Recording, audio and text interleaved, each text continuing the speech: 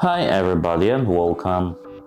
Today I have Panasonic LX704W TV and I'm going to show you how can you easily check your current app list.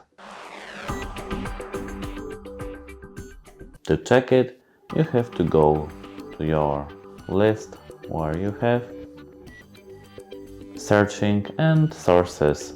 Here you have to go to settings and now you have to go straight to device apps.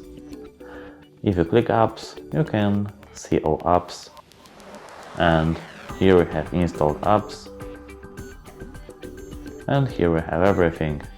We can click show system apps to check our system applications. That's it. Hope it helps you. Goodbye.